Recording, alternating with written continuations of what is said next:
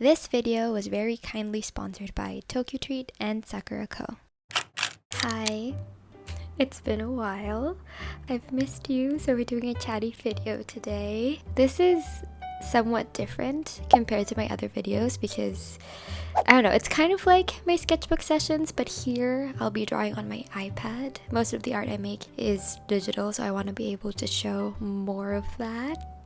Even though I haven't really been posting anything lately, but a few people suggested that I should make these videos drawing podcast type stuff. So yeah, you can put me in the background while you're doing your thing and I can just keep you company while I chat about whatever comes to mind. Yeah. So before we get into anything else, I should probably talk about the art I'm making in the video for a little bit. So I'm drawing one of my original characters, Pepper.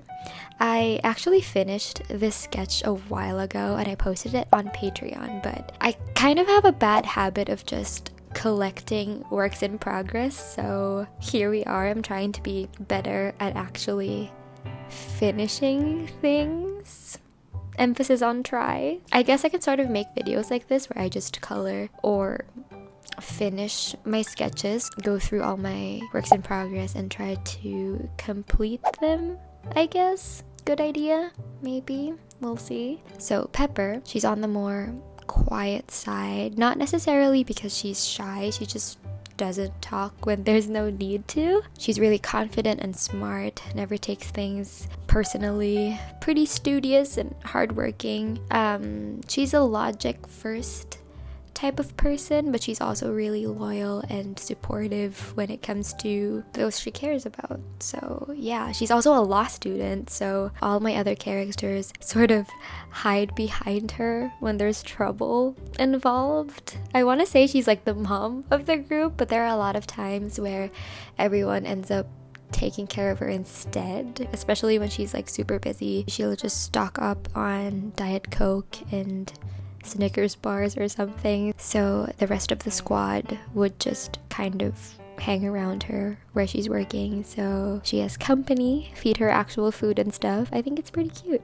If I wasn't so lazy, I'd actually find more time to develop their story, but right now they're all just college students sharing an apartment. I haven't even introduced like the rest of them yet, specifically the more chaotic ones, but yeah, hopefully that day will come. We'll see. That's it for Pepper, I think. I don't think I've actually talked to you since November, so yeah, I should probably talk about how the new year has been, I guess. I'm approaching this year a lot differently than I normally do, because usually every new year I have a list of goals that I want to accomplish and a list of habits that I really want to develop, but the end of 2022 was just so draining, but I just put a lot of pressure on myself to do everything and not waste time, etc, etc. So yeah, that burnt me out real bad. So the break I just took was much needed. Coming into the new year, I just told myself that, you know what, I'm not gonna have a plan at all. You know, I'm just gonna let things be. I'm gonna chill. I'm gonna focus on just not focusing, if that makes sense. So I really just wanna not take things too seriously this year, because, you know, I've been trying to like do so much just forever, really. So this year I'm just gonna let go and not really think too much, you know. Then I went back to school and I'm actually taking like a bunch of very demanding subjects, so I was gonna not take too long of a break, really, but if I'm just gonna be honest, it seems like I'm gonna not have a proper upload schedule for a while.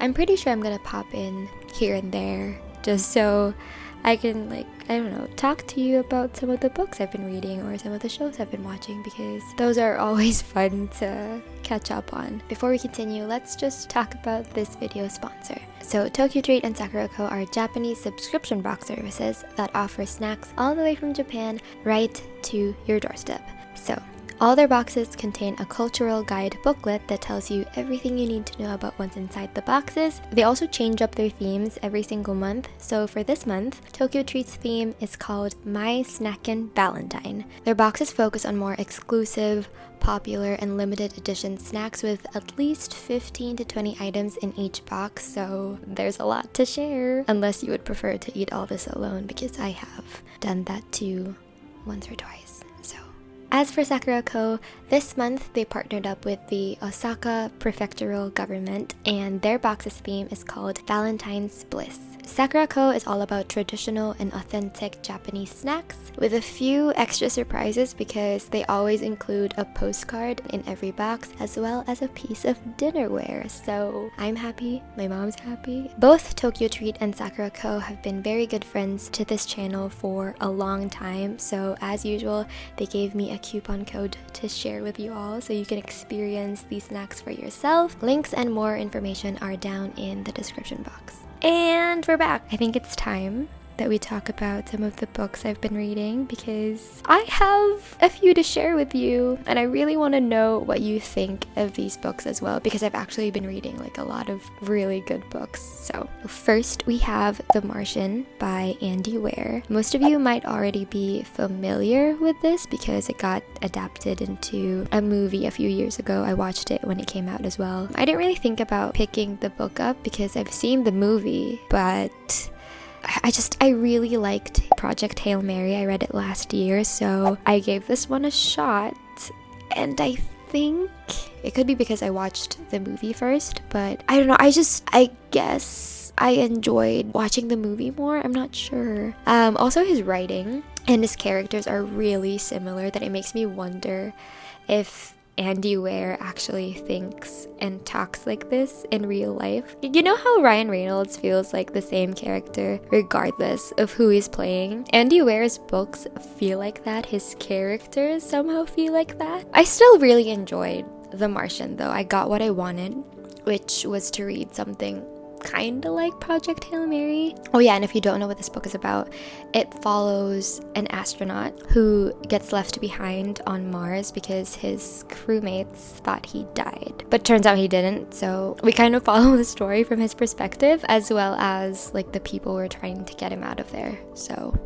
yeah. Next we have Someone Who Will Love You in All Your Damaged Glory by Raphael Bob Waxberg. Now, this is from the same creator of BoJack Horseman, the TV show, and the book really does kind of feel like the show actually. It's a collection of short stories that all kind of center around the messiness of human emotions and relationships, I guess, but it goes about doing that in a really interesting way. A lot of metaphors and surrealism and reading in between the lines type things, which I actually really liked. I don't know, I just found it really fascinating, and I don't think I've ever read anything that went about storytelling that way. To be honest though, I wasn't completely invested in all of the short stories. Some of them I found kind of boring, but others did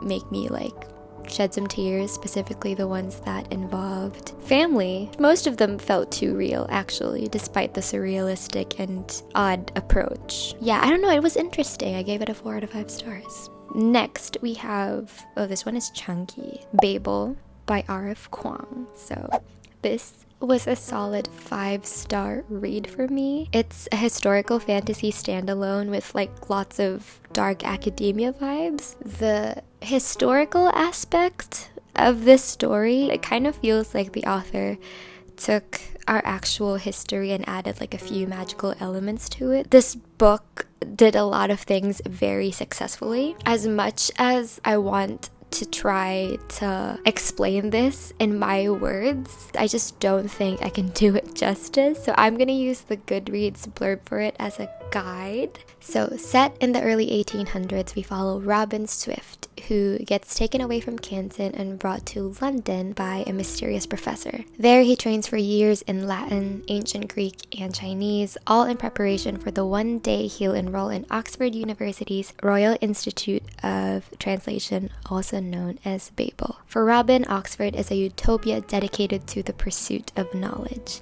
But knowledge obeys power, and as a Chinese boy raised in Britain, Robin realizes serving Babel means betraying his motherland. As his studies progress, Robin finds himself caught between Babel and the shadowy Hermes Society, an organization dedicated to stopping imperial expansion. When Britain pursues an unjust war with China over silver and opium, Robin must decide, can powerful institutions be changed from within, or does revolution always require violence? So it's quite obvious that this book definitely leans on the heavier side, but I liked it. It was just so well done. It's hard to say anything bad about this book. And the characters. This is 500 pages, and honestly, I don't know how R.F. Kuang was able to make me care so much about this cast of characters in one book. We see Robin get to make friends and fall in love with learning and language, but we also get to see the reality of his situation. We see how intense his dilemma is and how difficult it must be for someone his age to sort of grasp everything that's happening. Again, the characters, they were so nuanced and so flawed, but that made me feel that they were real, and I loved them so much more because of that. The ending destroyed me, but again, Miss Kuang wrapped everything up so nicely, and I have no complaints. One of the little things that stuck with me though was when the characters would talk about forgetting a language and forgetting the value of really knowing one, like dreaming in one. Because just before reading this book, when I had no idea what it was about, I had a conversation with one of my childhood friends about not being able to converse properly in Chinese anymore, because we were pretty comfortable with Mandarin when we were kids but stopped using it at some point. So now it just sort of feels like bits and pieces, almost like a ghost of a language. I don't mean to sound like poetic or anything, but it's definitely unfortunate. I'm just not confident in speaking in it anymore, and I don't know, I just feel like I took it for granted when I was still decent at it. I don't mean to sound so sentimental. Tagalog was mentioned here as well, so I don't know, I just get so excited when something Filipino is mentioned. Yeah, again, Babel hit like a little differently for me. Next we have Howl's Moving Castle by Diana Wynne Jones. Basically it's about a human named Sophie, and she gets turned into an old lady, so she sort of seeks the help of this wizard named Howl, and he has a moving castle. And yeah, I think the biggest mistake I made when I went into this was expecting that it was going to be like the movie, because it wasn't.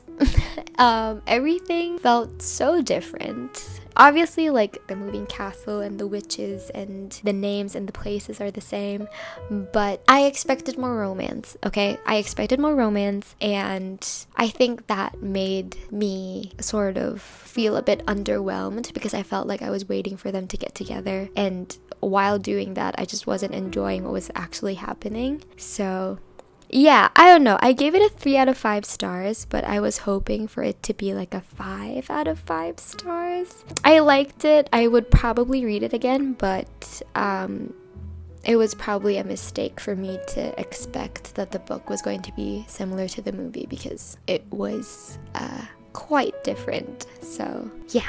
Next, we have Ava Evergreen, Semi-Magical Witch by Julie Abe. I read the second book for this as well. I think it's called Ava Evergreen and the Cursed Witch. Correct me if I'm wrong. This duology was probably on my top best reads of 2022, because I wasn't expecting to like it so much. Going into this, all I knew about the book was that this followed a witch named Ava, and she just had like a tiny bit of magic compared to everyone else who had a regular amount of magic, you know, so she's a bit lacking. And that's it. That's all I knew about it. Never read anything by Julie Abe. I think this is a debut. I could be wrong. It gave me a lot of feelings that I did not expect from a middle grade. I wouldn't call it a retelling, but it's very highly inspired by Kiki's Delivery Service. And somehow I liked it much better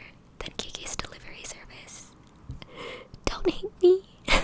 That could be because I read this before I read Kiki's Delivery Service, and I've never watched the movie, so I had nothing to compare this to. So I just enjoyed it for what it was. I don't mean to compare them, but they're very similar. The same way that studios make multiple Cinderella stories. Like, they're all kind of the same, but not really the same. Do you know what I'm talking about? But yeah, it might be one of those, but I read Kiki's Delivery Service right after this, and it just didn't compare, okay? I'm so sorry if you loved Kiki's Delivery Service by Eiko Kadono.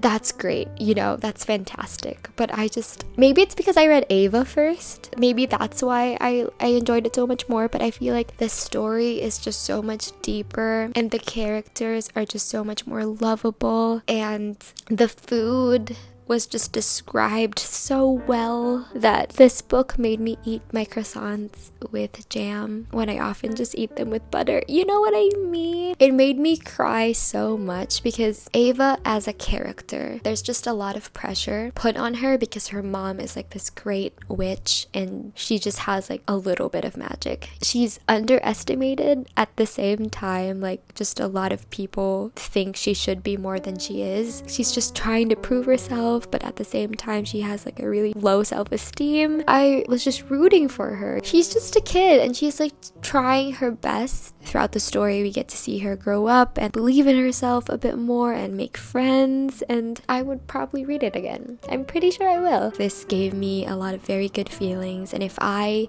were to have kids one day, I would love them to actually read this because lots of friendship, lots of coming of age type things, and lots of great descriptions of food. I don't want to hype it up too much, but I really do love it a lot. So yeah.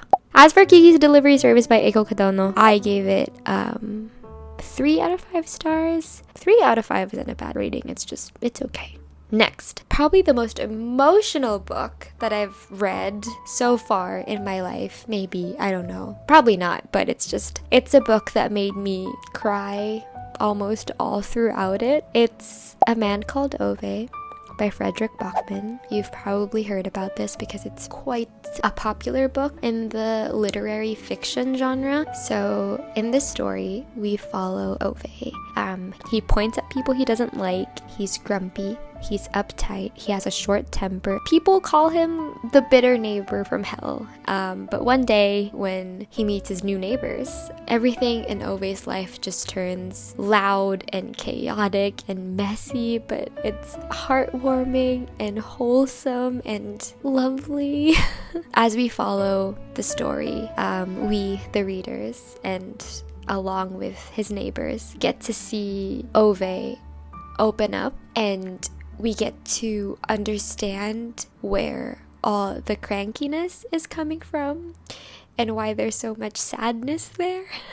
I'm not if I sound a little messy and a little emotional, I haven't done a voiceover in a while and we're talking about a very emotional book, so if my voice cracks here and there, gomenasai. Yeah, I don't want to say too much about the story because I personally didn't really know what I was getting into when I read this. But if you really have to know the summary of this book in order for me to like convince you to read it, it's basically kind of like the Pixar film Up, except the first 10 minutes is like distributed in tiny chapters all throughout the book. So hence why I'm just like crying every other chapter. But yeah, I just can't really explain how much I care about this book. I'm aware that the characters are like fictional, they're not real, but it's such a lovely story and there's so much character development, not just for Ove, but for everyone around him. I'm trying to like get through talking about this book because it really is very emotional, and I read it not too long ago, I think a month ago, so it's still like pretty fresh in my head. Yeah, if you've read this book, then you probably know how I feel, and I hope you're okay. We're gonna get through this together. 5 out of 5 stars. If I could give it any more, I would. Anyways, lastly, we have Holiday Romance by Catherine Walsh. Very light and very fluffy and very happy compared to the last book I just mentioned. So this follows 2 best friends, Molly and Andrew, and they're just trying to get home for Christmas, but then a snowstorm cancels their flight, so they end up grabbing like a bunch of taxis and trains and boats and planes just to get home. But while all this is happening, some romance occurs. So yeah, it's a super cute, light and fluffy friends to lovers romance with lots of traveling and pining and flashbacks and Christmas traditions. So yeah, it's a fun time. I read the digital copy for this, but if I could get my hands on a paperback, then I will most definitely buy it. So yeah, I'm hoping that's enough to convince you to read this because I do recommend it. So yeah, I think that's it for now. I'm reading a few other books at the moment, but I don't want to talk about them yet until I finish. So those are gonna have to wait for the next video. Yeah, extra special thanks to my patrons for being amazing and sticking around. Thank you so much for watching. I've missed talking to you, so please let me know what you've been reading, what you've been watching, how the new year has been for you so far. I'd love to catch up. So yeah, I'll see you in the next video, whenever that may be. Bye! Don't forget to drink your vitamins.